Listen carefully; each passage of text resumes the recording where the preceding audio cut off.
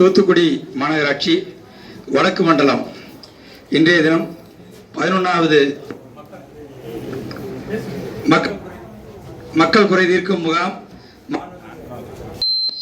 இந்த கூட்டத்தின் நோக்கம் நல்லாவே தெரியும். கடந்த 10 மாதங்களாக சிறப்பாக நடைபெற்று 11 மாதம் ஆரம்பிக்கும். இந்த மக்களுடன் முதல்வர் ஸ்கீம் உங்களுக்கு நல்லாவே தெரியும். நகர்ப்புறத்துலேயும் இருக்குது, பேரூராட்சியிலும் இருக்குது. இதை நம்ம கொஞ்சம் எலாபரேட்டாக பண்ணணும்னு ஒரு மண்டலத்தில் வந்துட்டுருக்கோம்.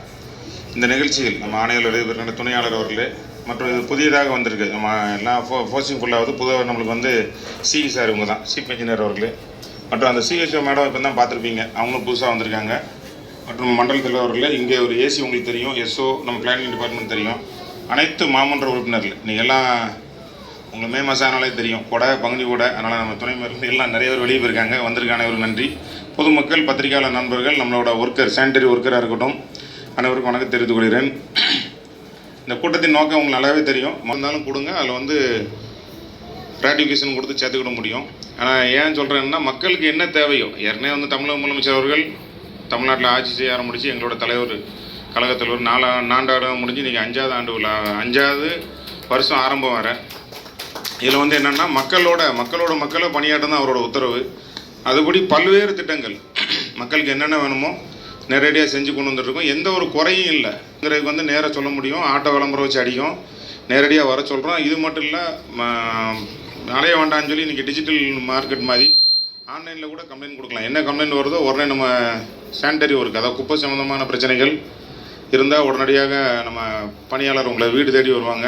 அது மட்டும் இல்லை, நகர்ப்புற சுகாதார அலுவலக மக்களை தேடி மருத்துவ முகாம் இருக்குது. நம்மளோட பிஎஸ் சென்டரில் வந்து எல்லா இடத்துலையும் தினசரி செக் பண்ணி, அது டெங்காக இருக்கலாம், டெங்கு மலர்லாம் வரும், இருந்தாலும் என்ன நோய் சீசன் தந்தமே என்ன இருக்குது, டோர் பை டோர் செக் பண்ணிகிட்டு இருக்கோம்.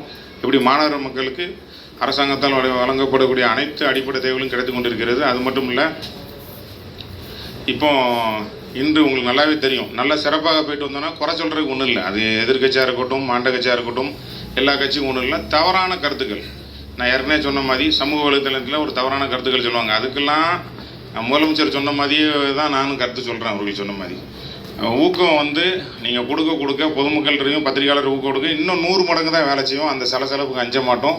அதுதான் உங்களுக்கு தெரியும். ஏன்னு கேட்டால், சின்ன இன்னும் வாரம் போச்சுன்னா மீட்டிங் சொல்லிடலாம். போன வாரம் கூட பார்த்துருப்பீங்க, நம்ம மாநகராட்சி உட்பட்ட பகுதி மாநகராட்சி அதிகாரி ஏன் பந்தல் எடுத்துட்டாங்க, முதல்ல எடுத்துட்டாங்க கிடையாது. இந்த மாநகராட்சியில் அனைவருக்கும் உரிமை உண்டு. யாருனாலும் மக்கள் பணி செய்யலாம், சட்டத்துக்கு உட்பட்டு. இப்போ இந்த வாசல் முன்னாடி வந்து பந்தல் போட்டால் உடனடியாக நம்ம அதிகாரி அவர்களை அப்புறப்படுத்தி எடுத்துருவாங்க. பஸ் ஸ்டாண்டு தினசரி 3000 பேர் வந்து போகிற இடம். ஏற்கனவே வந்து எந்தெந்த கட்சி உண்டோ ஆணையாளர், துணையாளர் அந்த பேருக்கு வந்து அனுமதி வரும். அனுமதி வர்றதுக்கு கொடுப்போம். யாருனாலும் மக்கள் பணி பண்ணலாம். நாங்கள் மாநகராட்சி சார்பாகவே ஒரு 10 இடத்துல வந்து தண்ணி வச்சுருக்கோம், குடிநீர் தொட்டி. பேருக்கு மட்டும் விளம்பரம் வைத்து சுகாதார கேடாக நடத்தக்கூடாது என்று என்னோட கோரிக்கை. அது எந்த கட்சியாக இருந்தாலும் சரி தான். இப்போ நாங்கள் இருக்கோம், எங்கள் தலைவர் உத்தரவுப்படியும் போட்டிருக்கோம், அது தனி. நம்ம மாநகராட்சி வச்சுருக்காங்க, அந்த உள்ளாட்சித்துறை நிர்வாகம் சார்பாக தனி. எல்லாமே ஹைஜீனிக்காக இருக்கணும். அதிலிருந்து மக்களுக்கு சுகாதார கேடு ஏற்படுத்தக்கூடாது. அதனால் என்ன சொல்லணும்னு இடம் இல்லாமல் தவறான நோக்கத்தை சொல்லுவாங்க. இருந்தாலும் நம்ம பணி 100% மேலே தொடர்ந்து போகும். நீங்கள் மனு கொடுங்க, வேறு என்னன்னாலும் உடனே தீர்வு செய்யணும். நன்றிங்க.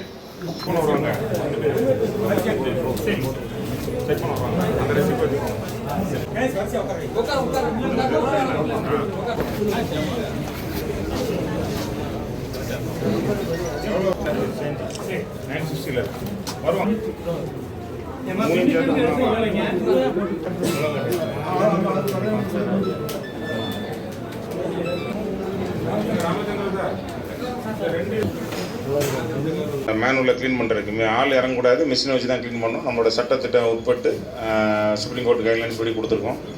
கிட்டத்தட்ட 8500 மேனுவல் இருக்குது. அந்த ரோட்டில் நீங்கள் பார்த்துருப்பீங்க, 8500 இருக்குது. நிறைய மேனுவலை திறந்து க்ளீன் பண்ணி ஓட வச்சாச்சு. நிறைய இடத்துல இன்னும் நம்ம வந்து அந்த லைன் அடிக்காமல் இருக்கும். நான் அந்த யூஜிடி அடித்தா தான் நம்ம சுகாதாரமாக இன்னும் இருக்க முடியும். என்னோட கணக்குப்படி வந்து ஓடையில் சானிடரி வாட்டர் வந்து வரவே கூடாது, வந்துகிட்டு இருக்குது. அதெல்லாம் நம்ம யூஜிடி அடிக்கடிக்கு கிளியர் ஆகிட்டு இருக்கும். குறிப்பாக 15, 16, 17, 18 வார்டில் வேலை நடந்துகிட்டு இருக்குது. அதுவும் முடிஞ்சோன்னா தூத்துக்குடி பழைய ஏரியாவில் உள்ளதெல்லாம் 100%, அதை முத்தியாவரத்தை தவிர்த்து அங்கே ஒரு 9 வார்டு இருக்குது, தவிர்த்து அனைத்து பகுதியுமே யூஜிடி கவர் பண்ணியாச்சு. சிறப்பாக ஓடிக்கொண்டு இருக்குது. நம்ம கடலில் சேரக்கூடாது, அந்த நேரடியாக கழிவு தண்ணி, அதோட நோக்கத்தான் பண்ணிகிட்டு இருக்கோம். ஓடையில் 100% ஓடின இடத்துல 80% தான் 20% தான் ஓடிட்டு இருக்குது.